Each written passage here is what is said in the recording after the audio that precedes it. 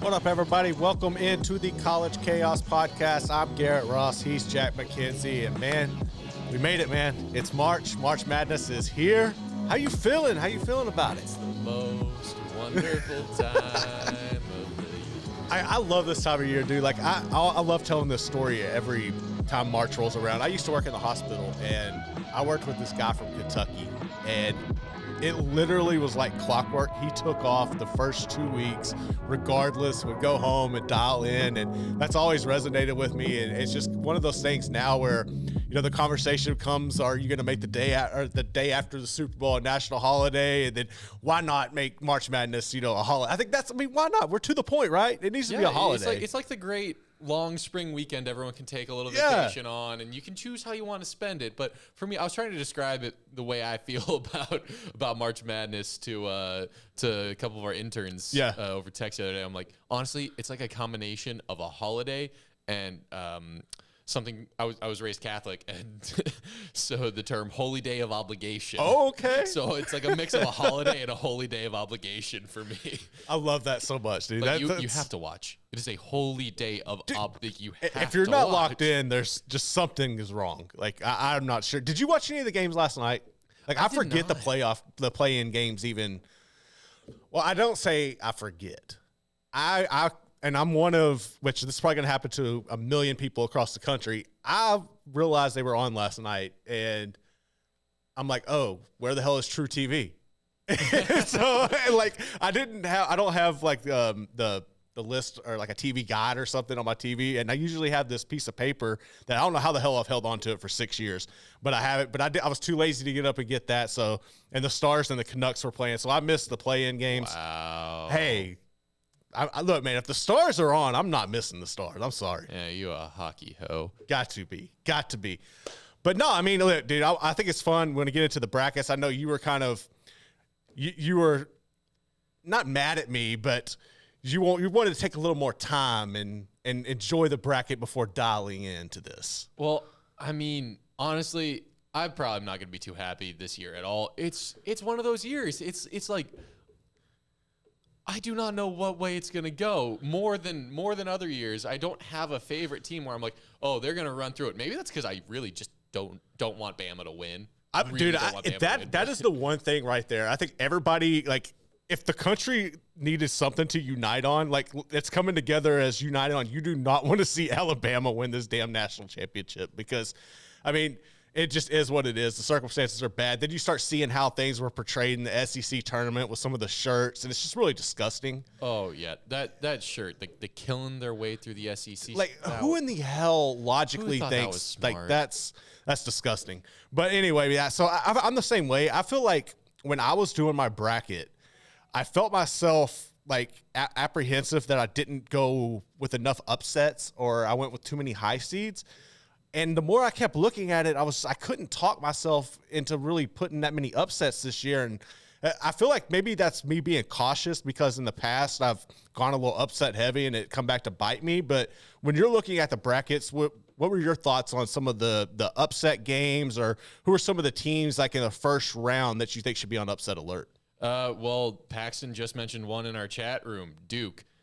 I'm not high on Duke. And honestly, this might sound pretty cynical, a little mean, but the second that, like, every single one of those ESPN guys in their bracket breakdown went, you know what, I think Duke is at least making the Elite Eight. I'm just like, oh, so they're losing the first round. Like, they just have to be. Look, it's a tough matchup for Oral Roberts. I don't want to mince words. Duke's playing well lately. They've really turned it around. But, man, they got a good team with a good coach who's won a lot of games this year coming in. They're not going to be scared of them just because they're Duke. Right. Paul Mills runs a tight ship. So I think Duke is definitely on upset alert. I would love to see Paul Mills and Oral Roberts pull that off. I just don't know that that's where I'm going with this one. I feel like Duke will make it a little further on, but it would mean the world. Like, I think it would be cool as hell to see that. That would be Oral Roberts is a unique team. They have great guard play, the great on the inside as well. I think for me, I would stick with another ACC team. I feel like Virginia's one who could be on upset alert there when you look at their matchup with Furman. The Cavaliers they've struggled down the stretch in the ACC play, even in the ACC tournament. Furman's shooting lights out from the field. I think that's one right there where you got to put the Cavaliers on upset alert. Oh, yeah, absolutely. I think that's one of the kind of public favorite upsets to pick right now, and I think that's for good reason. We could get into some crazier upsets, like maybe looking at some of those 8-9 matchups that could turn into some trouble for the 1 seeds. But, yeah, I definitely think that Virginia needs to be on their toes, ready to go, because Furman can just shoot over their pack line. Like, yeah, they need to be ready to close out everywhere on that 3-point line, and hope Furman just doesn't shoot well over the closeouts. So another one that caught my eye, and that sounds like a little bit too mean to Virginia. They should be the favorite in this game. Absolutely, they have more talent, but there's reason to be nervous. Yeah, no, absolutely, I'm with you there. I'm still going to take Virginia in that one, but I feel like that's one that you can definitely look at. Another one that's garnering a lot of attention is 12 seed Charleston, number 5 San Diego State. I'm taking the Aztecs. I like their defensive play, but Charleston is lights out. I mean, they're electric. They could shoot all over the place. Their 3-point percentage is absurd. This is one where if you're betting against the line, I think it's probably safer to go with Charleston. I'm not a gambler, so I'm going to take the Aztecs. I'm going to take their defense. Yeah, me too. Hate to not, need to disagree somewhat on a podcast, but nah, I feel pretty solid. The Aztecs are a good program historically. They don't get upset a lot. And, I mean, I trust Ken Palm on this one, honestly. No, that's fair. That's another thing, too, is like when you dive into everything, you look at like Ken Palm's always legit with what they do. Another one that's kind of intriguing to me, and I've gone back and forth on this one a few times, is Tennessee and Louisiana. I know Tennessee's without their point guard coming into this one. The Raging Cajuns are kind of hit and miss. They were blown out earlier this season by Houston, and I believe Texas as well. But right now, I'm not really feeling Tennessee the way they kind of ended the season. This is one where I wouldn't be surprised if they won, but I kind of think Louisiana's going to pull the upset. Yeah, I don't have Louisiana pulling the upset, but I find this funny because yesterday I did find a Reddit thread on the college basketball subreddit that was what is one hill you are going to die on heading into this tournament, and literally one comment right above the next comment was, the first one was, I'm going to die on the hill that everyone is underrating the talent that's still going to be on the floor for Tennessee. Yeah. And the next comment was, I'm going to die on the hill that Louisiana is upsetting Tennessee. I think they can, man. It's an intriguing matchup. And Tennessee, like they had so many expectations early on in the year, but like they just kind of have lost their identity down the stretch. And I don't know that they can put it back together this soon. I don't know if they've really lost their identity, though. They are one of the best defensive teams in the nation, and I believe they're still number 4 in Ken Palm, I think. Right. And obviously, losing your point guard really definitely hurts the offensive end. No, it does. Like there's no two ways about it. But I think they're beating Louisiana. There's not enough about Louisiana that stands out to me to say they're going to be able to really press that weakness for Tennessee, and they're really going to be able to outscore them going against one of the best defenses in the nation, which I don't think losing Ziegler on defense hurts as much as losing him on offense. Right. So I do see Tennessee losing in the second round, though. I'm trying to remember who that matchup is. That would be Duke. That would either be Duke or Oral Roberts. Yeah, I've got Oral Roberts going to the Sweet 16, personally.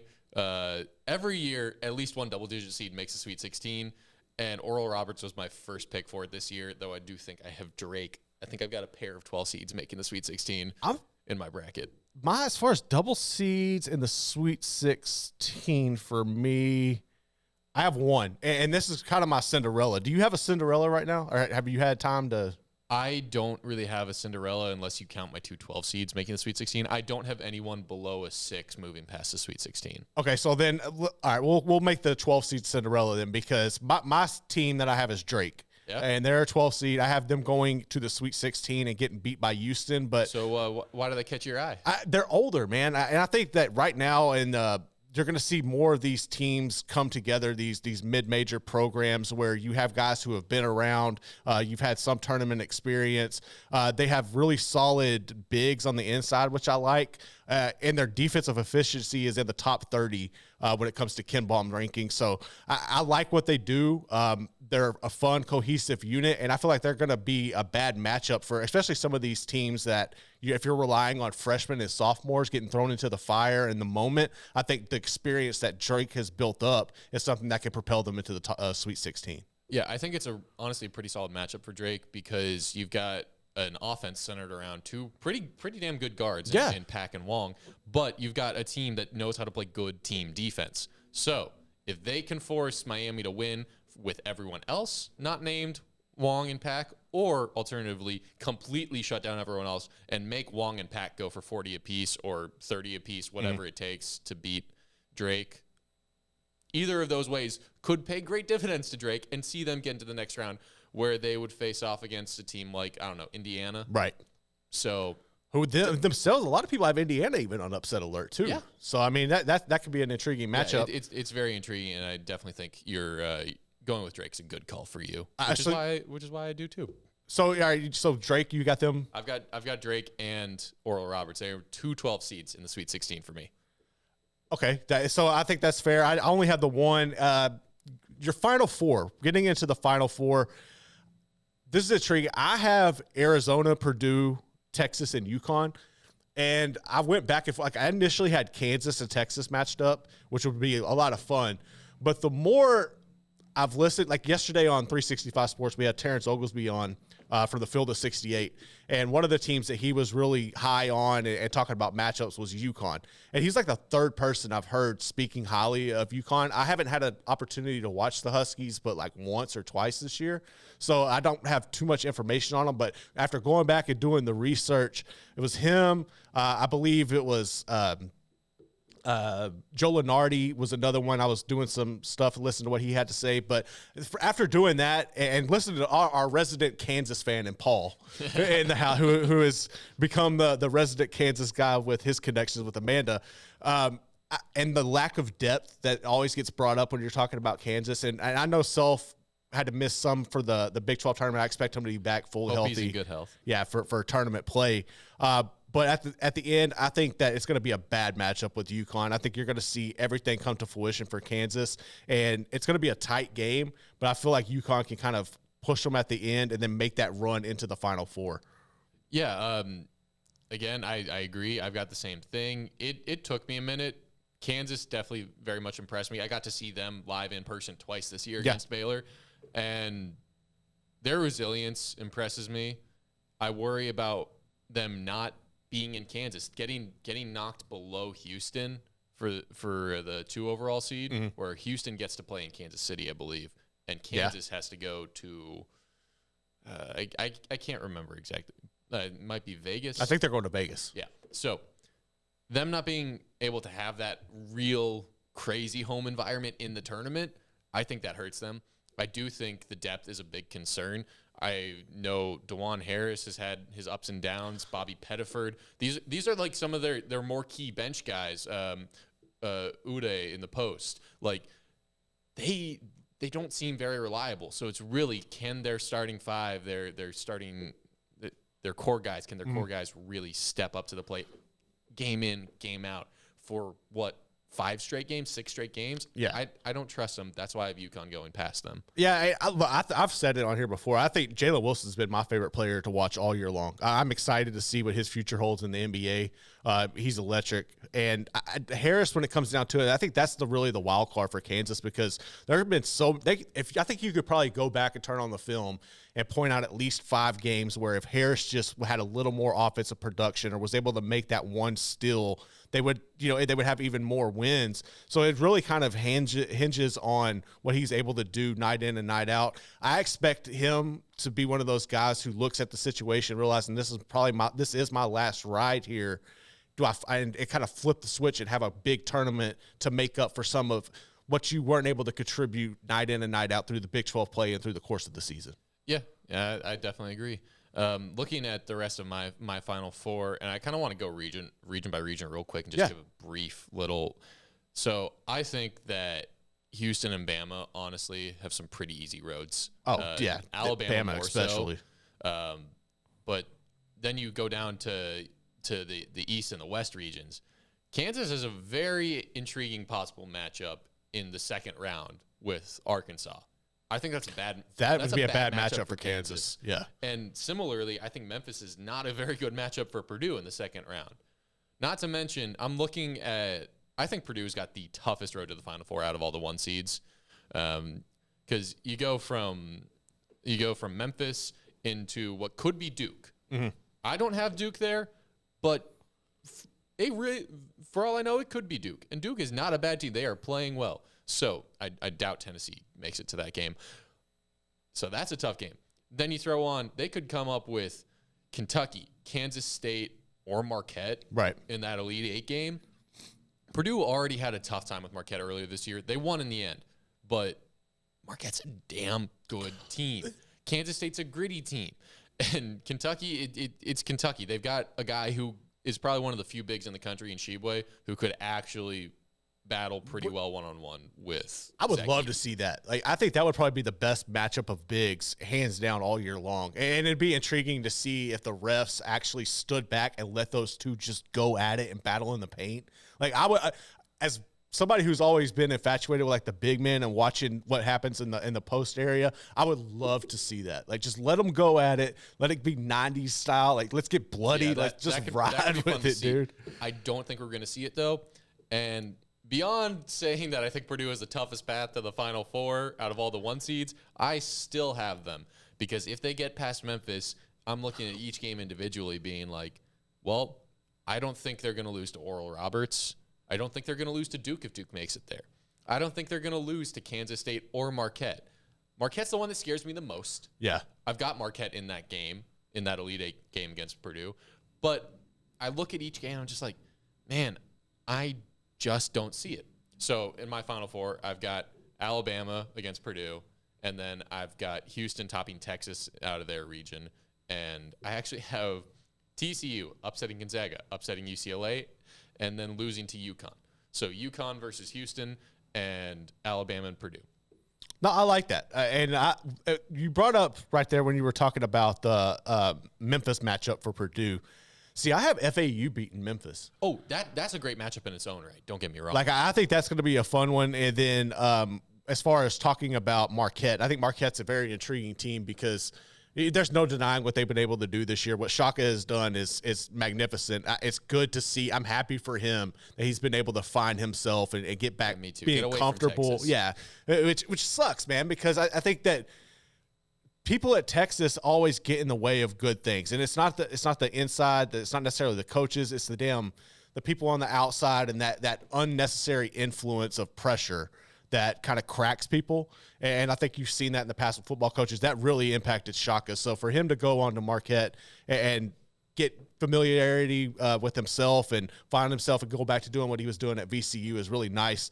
I think it'll probably be one of the better games in the tournament is if Kansas State matches up with Marquette.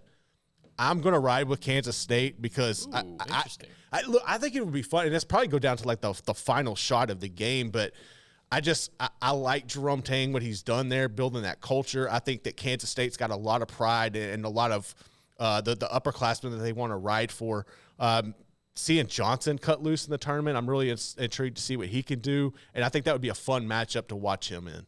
I just don't think Kansas State has the legs. And by has the legs, I mean, like, honestly, they had a very, very rough middle stretch to the Big 12. No, they did. And I take that and I look at that and I'm like, they could start hot in the tournament. It's going to be nice to get outside of those Big 12 teams. But when they get back into that grind, I'm not sure that they can just keep doing it, keep turning around, keep winning that short turnaround second game of the weekend kind of game.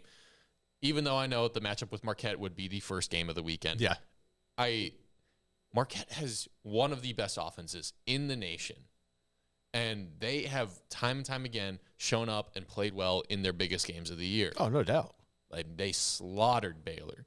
They won the Big East by what, 2 games? Yeah. Like, that's a solid conference this year. And they went and they took care of it.